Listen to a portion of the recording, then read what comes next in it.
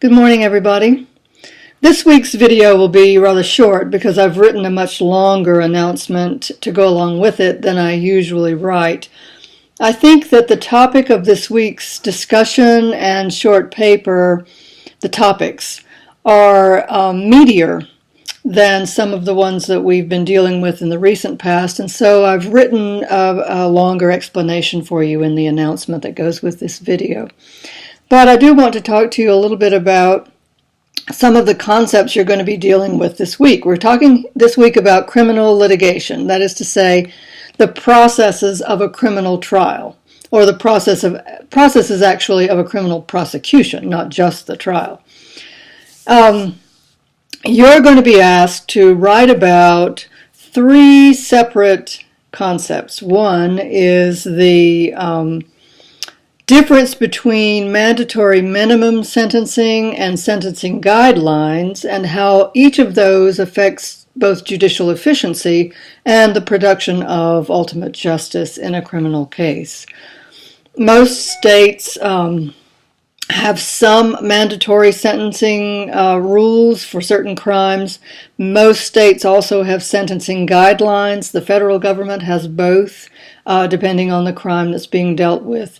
And you'll see the difference. A mandatory minimum sentence is exactly what it sounds like. The judge has little to no discretion in what sentence to impose. Let's say that a state has a rule that says that if a person is convicted for aggravated rape, the sentence has to be 20 years in a state penitentiary. That's a mandatory minimum sentence. The judge who presides over such a rape trial and is dealing with the defendant who's been found guilty has to impose that 20-year sentence. It doesn't matter what the judge thinks the circumstances of the case warrant. It doesn't matter whether the judge agrees with that sentence. It doesn't matter. Nothing matters, actually. That is a statutory minimum sentence. Now, that doesn't mean necessarily that the person will serve that entire sentence. So that gets us into other territory that we're not dealing with this week, the territory of parole and that sort of thing that some states still allow. Virginia, where I live, no longer has parole, but most states do. So the person may or may not serve that entire time, but the sentence will be imposed no matter what. On the other hand, if the judge is simply directed via a set of sentencing guidelines, then there will be parameters within which the judge can work in terms of imposing a sentence.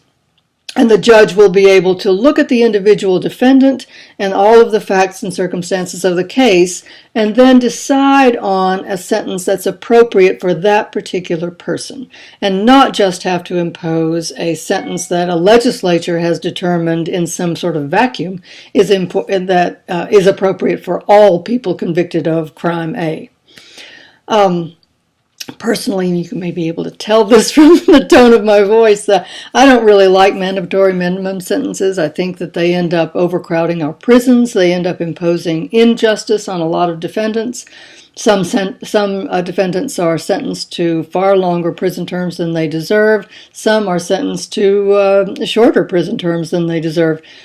But I do think that sentencing guidelines are very, very useful. They tend to make sentencing uniform across the board within a state, of course. So if you have, say, a person convicted in County A of State B of statutory rape and is sentenced to 5 years in prison, and a defendant in County D in State B is, for the same crime, is sentenced to 1 year in prison, that isn't really fair.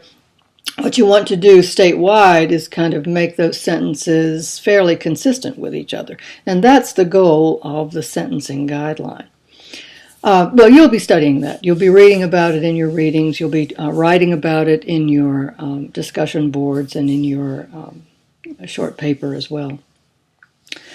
The discussion board also brings in another kind of criminal procedure, and this is a pre-trial motion called a motion for a change of venue. Now, you know what venue is because we've been talking about it for a while now. Venue indicates the place, the geographic location where a trial is going to be held. In this case, because we're dealing with a criminal case, we're talking about criminal trials. Usually, for a criminal trial, the choice of venue is very, very simple. It's where the crime occurred, period. There's really very little leeway in determining venue in a criminal trial. Now, that is the default place, if we can put it in computer terms. The default location for a criminal trial is going to be where the crime occurred.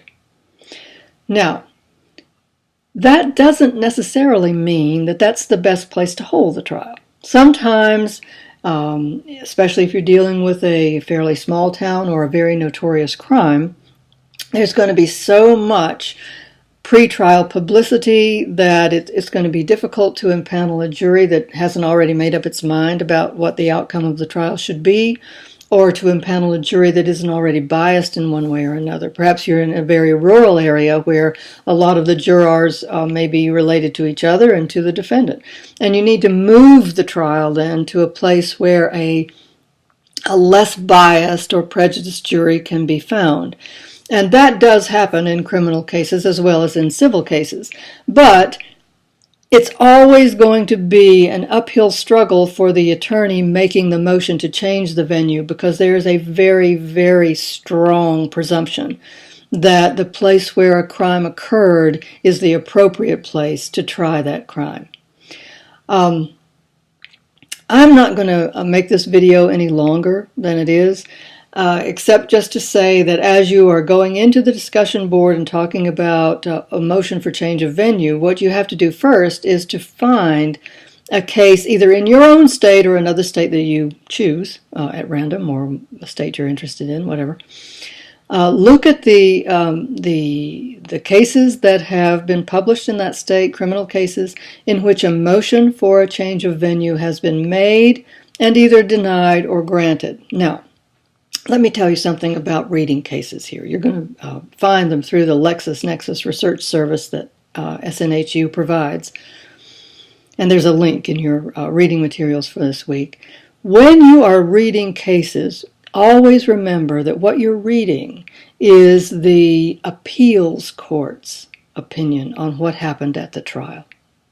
A ruling by an appeals court on whether the trial judge's decision on the motion for change of venue was appropriate or not, or legal or not, or constitutional or not. You will not be reading the trial transcript or the trial judge's words. You're going to be reading the words of an appeals court judge or judges. Now, you may be reading an intermediate appeals court decision. You may be reading the opinion of the highest court in the state.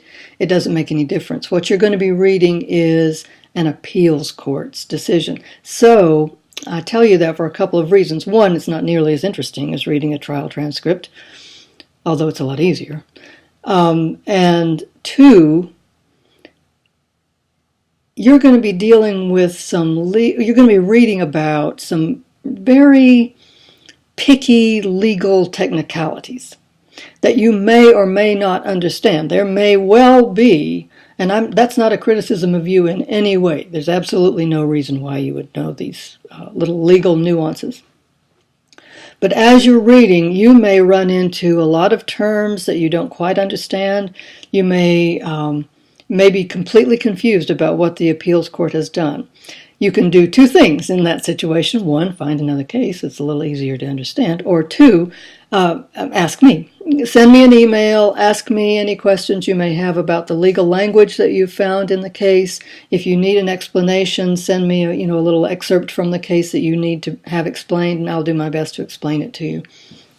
People go to law school for 3 years to learn how to do this, and we're asking you to do it just off the top of your head. So if you can't understand these cases just immediately, certainly don't beat yourself up about it, because I don't know who could. Have a great week. Good luck with this, and I will talk to you later. Bye.